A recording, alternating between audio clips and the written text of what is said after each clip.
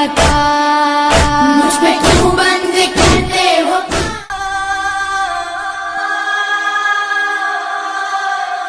بسم اللہ الرحمن الرحیم۔ السلام علیکم ورحمۃ اللہ وبرکاتہ۔ ان اللہ وملائکتہ یصلون علی النبی یا ایھا الذین آمنوا صلوا علیہ وسلموا تسلیما۔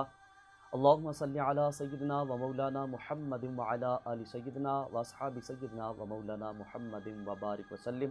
الصلاۃ والسلام علیک یا رسول اللہ وعلی آلک و اصحابک یا حبیب اللہ۔ الصلاۃ والسلام علیک یا رسول اللہ وعلی آلک و اصحابک یا جد الحسن والحسین۔ آپ دیکھ رہے ہیں دیسی ٹی وی USA خصوصی پروگرام محرم الحرام کے ساتھ۔ آج خوبصورت مہمان ہمارے پاس تشریف لائے ہیں، کسی تعارف کے محتاج نہیں۔ میری مراد قبلہ پروفیسر قاضی عبدالحق صاحب، جو کہ پروفیسر ہیں اسلام آباد یونیورسٹی کے اندر، اور آپ خادم گولڈہ شریف بھی ہیں، جو کہ ایک عظیم درگاہ ہے۔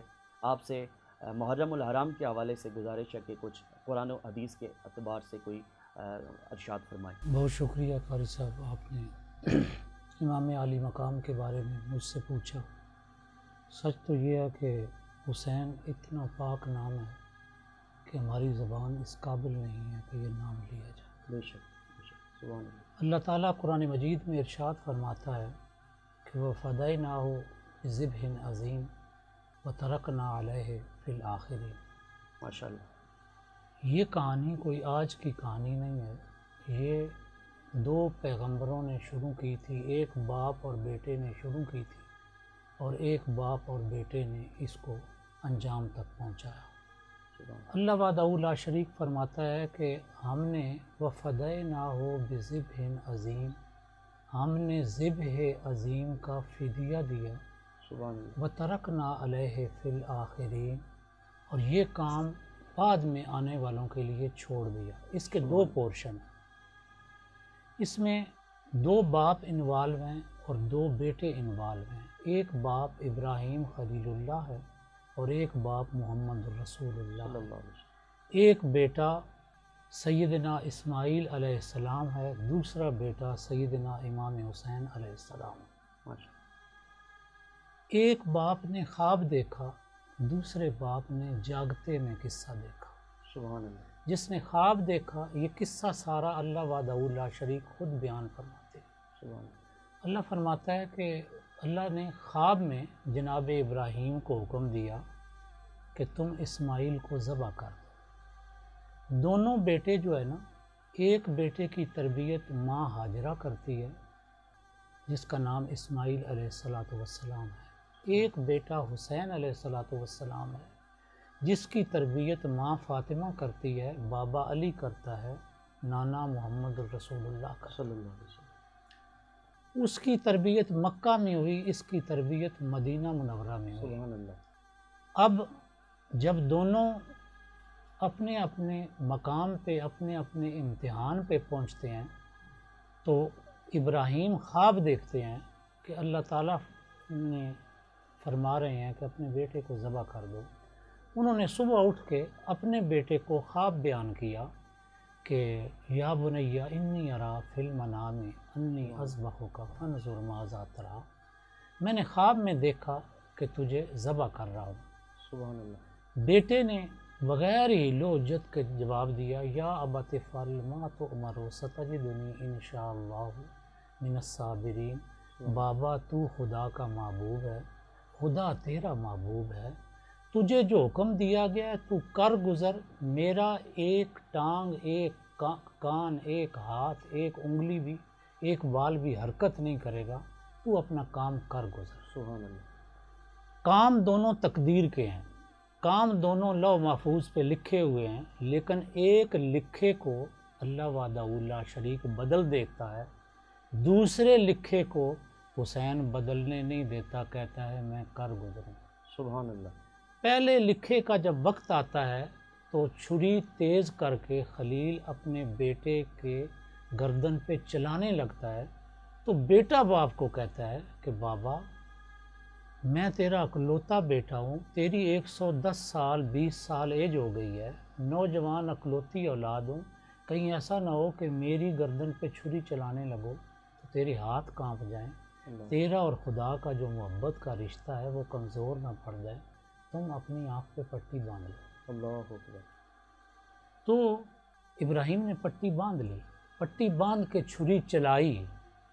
اب تقدیر قدرت کی کتاب میں یہ واقعہ لکھا ہوا تھا، مگر قدرت نے اسماعیل کو ابراہیم کی چھری سے نکالا سبحان اللہ۔ اور دمبا ذبح کروا لیا، جس کو قدرت کہتی ہے وَفَدَيْنَاهُ بِذِبْحٍ عَظِيمٍ، سبحان اللہ۔ ہم نے ذبح عظیم کے بدلے یہ فدیہ دے دیا، ایک دمبا ذبح کروا دیا۔ وَتَرَكْنَا عَلَيْهِ فِي الْآخِرِينَ، اور یہ جو کام تھا اس کو مکمل کرنے کے لیے ہم نے اس کو بعد میں آنے والوں کے لیے چھوڑ دیا۔ سبحان اللہ۔ اب بعد میں جو آنے والا ہے وہ ہے محمد اور حسین۔ سبحان اللہ۔ ابراہیم نے خواب دیکھا اور خواب اپنے بیٹے کو سنایا۔ محمد کو جاگتے میں جبریل آیا، کرب و بلا کی مٹی لایا اللہ اکبر۔ کہ یہ وہ سر جس حسین کی گردن پہ تم بوسے دے رہے ہو، جس حسین کی تم پیشانی چوم رہے ہو، یہ تو اپنے 72-71 اپنے پیروکاروں، بچوں، بھتیجوں، بھانجوں کے ساتھ کرب و بلا کی اس زمین پر ذبح کیا جائے گا۔ اللہ اکبر۔ محمد اپنے بچے کو بتاتا نہیں ہے۔ اللہ۔ محمد وہ واقعہ سن کے وہ جبریل کی دی ہوئی مٹی لے کے حضرت ام سلمہ کو دے دیتا ہے کہ یہ مٹی پاس رکھ لینا، جس دن یہ خون بن جائے گی سمجھنا حسین نے جو قرآن میں قربانی کا تصور تھا، حسین نے جو چیپٹر رہتا تھا وہ اس نے پورا کر دیا۔ سبحان اللہ۔ اب دیکھیں ہمارے ہاں ایک دستور ہے کہ ہم پیروں کے پاس جاتے ہیں، درویشوں کے پاس جاتے ہیں، منتیں مرادیں مانگنے کے لیے جاتے ہیں، اور یہ بھی سچ ہے کہ جو اہل اللہ ہے نا وہ تقدیر کی لکھی ہوئی تحریروں کو دیکھ لیتے ہیں۔ بے شک۔ اگر کسی کے پاس اولاد نہیں ہے تو وہ ایک درویش کے پاس جاتا ہے، جا کے اسے کہتا ہے میرے قسمت میں میرے پاس اولاد نہیں ہے، وہ اسے دیکھ کے کہہ دیتا ہے لو محفوظ پہ تیری اولاد لکھی ہوئی نہیں ہے۔ اب کیا ہوتا ہے، وہ اسے کہتا ہے کہ تو لو محفوظ کی تحریر کو بدلوانے کی کوشش کر، لیکن حسین نے جو تسلیم و رضا کا سبق دیا وہ بڑا منفرد ہے۔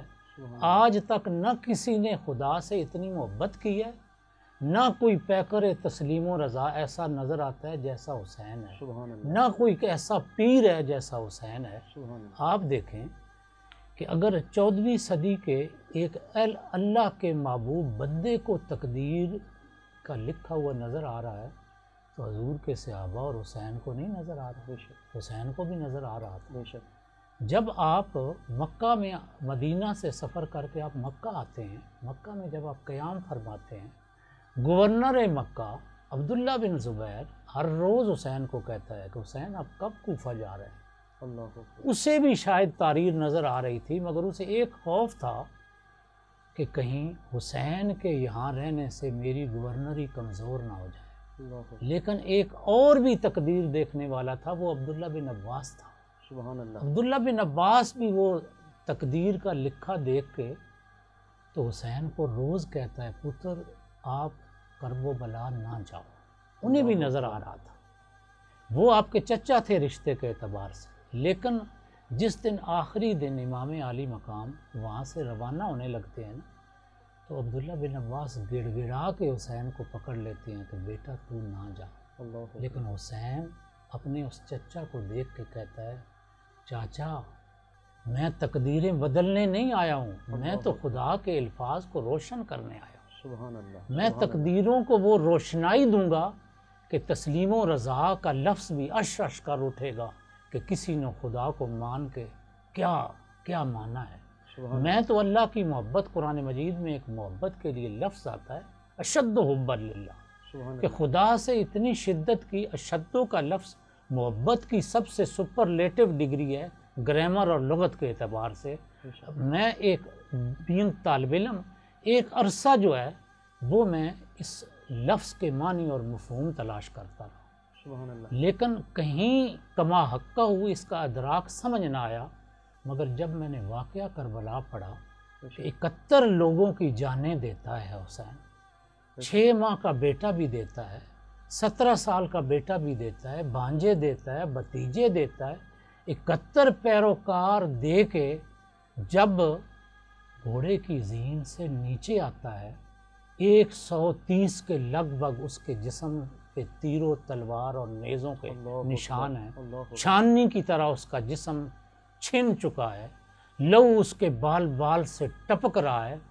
ادھر سے خیمے سے اس کی بیٹی آواز دیتی ہے کہ بابا بابا، جب وہ چیختی ہے اور حسین اپنے سر نیاز کو خدا کی بارگاہ میں جھکا کے کہتا ہے سبحان ربی الاعلی، مجھے اشد حب للہ کا مفہوم اس دن سمجھ آیا کہ خدا سے محبت ایسے کی جاتی ہے، کسی نے ایسے محبت نہیں کی ہے جیسے حسین محبت کرتے ہیں۔ پھر تسلیم و رضا کی بات کرتے ہیں اور قدرت کے الفاظ کی روشنی کی بات کرتے ہیں، تقدیر کے لکھے ہوئے کو بلندی دینا، رفت دینا، اس کی بات دیکھیں کہ حسین کو یہ نظر آ رہا تھا کہ کربلا میں میرے ساتھ کیا ہونا ہے۔ حسین جب کرب و بلا میں پہنچتا ہے، مجھے تسلیم و رضا کا یہ لفظ چھوٹا نظر آتا ہے اور حسین کی عقیدت اور حسین کا ماننا بہت بڑا نظر آتا ہے کہ جب 6 ماہ کا علی اصغر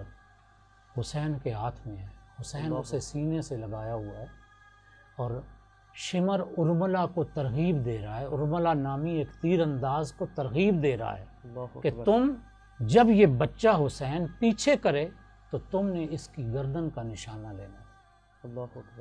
اب ایک پیر جو ہے وہ اللہ کی بارگاہ میں بے اولاد کے لیے التجا کرے، اللہ وہاں اولاد نہیں لکھی ہوئی تو اس خدا کے محبوب بندے کی وجہ سے بے اولاد کی اولاد لکھ دے، حسین سے بڑا تو کوئی پیر نہیں ہے۔ اس نے تو 6 ماہ کا بچہ بھی نہیں بخشوایا، اس نے تو 6 ماہ کے بچے کے لیے بھی اللہ تعالیٰ کو یہ عرض نہیں کی ہے کہ مالک اس کا تو کوئی قصور بھی نہیں ہے، اس نے تو کوئی اسلام کی تبلیغ بھی نہیں کی ہے، اس نے تو تیرا نام کسی کے سامنے تیرے نام کا گانا بھی نہیں گایا ہے، راگ بھی نہیں الاپا ہے، لہٰذا اس کو تقدیر سے حذف کر دو، مٹا دو۔ نہیں، جب شمر نے ارملہ کی تیاری دیکھی اور اسے حکم دیا کہ جب حسین اس بچے کو سینے سے پیچھے کرے تو تم جو ہے اس کی گردن کا نشانہ لینا، اور حسین نے ایک کان سے شمر کی تدبیر سنی، دوسری آنکھ سے ارملہ کی تیاری دیکھی، تیسری آنکھ سے تقدیر کی تحریر دیکھی جس پہ لکھا ہوا ہے کہ حسین کا 6 ماہ کا بچہ گلے سے اس کا تیر پار ہوگا اور وہ شہید ہوگا۔ حسین نے اپنے ہاتھ سیدھے کر لیے، بچہ اپنے سینے سے الگ کر دیا، ارملہ نے تیر چلایا اور جناب علی اصغر شہید ہو گئے۔ یہ تسلیم و رضا کا سبق، یہ شدت کی محبت کا سبق حسین کے علاوہ کوئی دیتا ہی نہیں ہے۔ کاش آج ہمیں یہ بات سمجھ آ جائے تو پھر جو رسول اللہ نے ایک آخری جو پیغام دیا امت کو وہ یہ دیا تھا کہ میں جا رہا ہوں، صرف 2 چیزیں چھوڑ کے جا رہا ہوں، ایک قرآن اور ایک اہل بیت۔ اگر قرآن کافی تھا تو اہل بیت کرنے کی کیا ضرورت تھی؟ قرآن اہل بیت تسلیم و رضا کی تھیوری ہے، کرب و بلا تسلیم و رضا کا سبق ہے۔ اگر حسین نہ ہوتا کسی کو تسلیم و رضا کی واقفیت ہی نہیں ہوتی۔ سچی بات تو یہ ہے کہ نبی شہید تو نہیں ہوا، شہادت سنت نہیں ہے۔ اگر حسین شہید نہ ہوتا تو قیامت تک کوئی عاشق شہادت کی خواہش ہی نہ کرتا۔ یہ حسین کی شہادت نہیں تھی، یہ امام الانبیاء کی شہادت تھی، یہ رسول اللہ کی شہادت تھی۔ نبی کریم کا اس الفاظ پہ ختم کرتے ہیں۔ نبی کریم نے ایک جملہ فرمایا، الحسین منی وانا من الحسین، حسین مجھ سے ہے۔ یہ جملہ دیکھنا ہے تو مدینہ کی گلیوں میں جب حسین نبی کے کندھے پہ سواری کرتا ہے، جب نبی نماز میں ہوتا ہے اور حسین نبی کے پیٹھ پہ سوار ہوتا ہے اور وہ 72 دفعہ سبحان ربی اللہ کہتا ہے تو وہاں یہ بات سمجھ آتی ہے، الحسین منی، حسین مجھ سے ہے۔ جب کرب و بلا میں 71 شہید کر کے 71 اللہ کی بارگاہ میں دے کے تو حسین اپنی جان دیتا ہے تو پھر وہاں یہ سمجھ آتا ہے انا من الحسین، حسین مجھ سے۔ سبحان اللہ سبحان اللہ۔ ایک بریک کے بعد پھر انشاءاللہ آگے پروگرام کو بڑھائیں گے۔ میری کیا ہے خطا، مجھ پہ کیوں بند کرتے ہو؟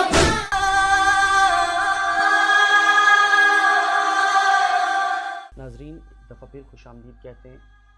آج ہمارے پاس ملک پاکستان کا خوبصورت نام، نعت کی دنیا میں ایک خوبصورت نام رکھنے والے اور نعت کے خوبصورت نام میری مراد جناب حسان نقشبندی صاحب سے ہے۔ آپ بھی ہمارے پروگرام میں تشریف لائے۔ سب سے پہلے تو آپ کو خوش آمدید کہیں گے اور اس کے بعد آپ سے گزارش ہے کہ حضرت سیدنا امام حسن مجتبیٰ امام حسین رضی اللہ تعالیٰ عنہ کے حوالے سے آپ منقبت ارشاد فرمائیں۔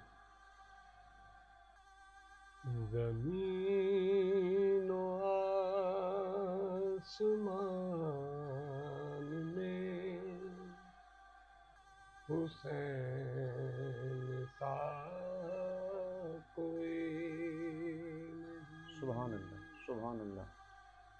زمین و آسمان میں حسین سا کوئی نہیں۔ زمین و آسمان میں حسین سا کوئی نہیں۔ خدا کے اس جہان میں حسین سا کوئی نہیں۔ خدا کے اس جہان میں حسین سا کوئی نہیں۔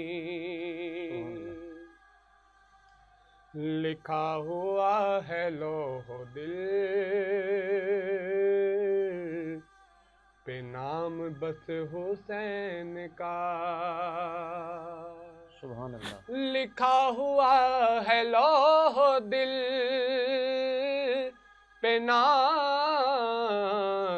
بس حسین کا، تو دل کے اس مکان میں حسین سا کوئی نہیں، تو دل کے اس مکان میں حسین سا کوئی نہیں۔ کرے گا کون سامنا یزید وقت کا یہاں؟ کرے گا کون سامنا یزید وقت کا یہاں؟ ہمارے درمیان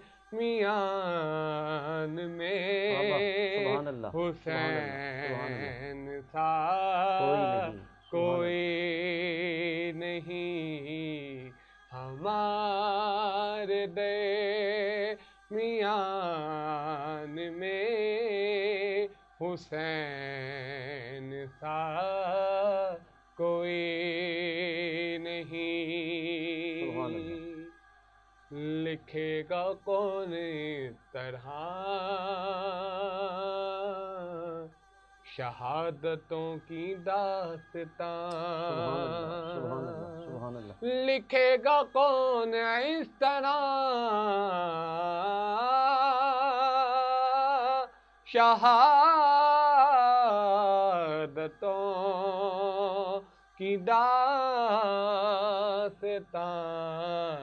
کسی کے خاندان میں حسین سا کوئی نہیں، کسی کے خاندان میں حسین سا کوئی نہیں۔ بیجا شبیر نے اکبر کو ستمگاروں میں بھیجا شبیر نے، اکبر کو ستمگاروں میں حوصلہ ایسا جگر رکھ دیا تلواروں میں، کسی کے خاندان میں حسین سا کوئی نہیں، کسی کے خاندان میں حسین سا کوئی نہیں۔ یہ شمر بولا بڑی فوج میرے ساتھ میں ہے، حسین بولے نتیجہ خدا کے ہاتھ میں ہے۔ یہ شمر بولا میں حاکم ہوں جبر کرتا ہوں، حسین بولے میں سید ہوں صبر کرتا۔ یہ شمر بولا میں ابھرتا ہوا جلال ہوں میں، یہ شمر بولا ابھرتا ہوا جلال ہوں میں، پھر حسین بولے میں شیر خدا کا لال ہوں میں، کسی کے خاندان میں حسین سا کوئی نہیں، زمین و آسمان میں حسین سا کوئی نہیں، خدا کے سے جہان میں حسین سا کوئی نہیں۔ ماشاءاللہ، آج کا پروگرام اسی پر اختتام پذیر ہوتا ہے۔ انشاءاللہ پھر نئے مہمانوں کے ساتھ آپ کی خدمت میں حاضر ہوں گے، تب تک کے لیے اجازت دیجیے۔ السلام علیکم۔ میری کیا ہے خطا، مجھ پہ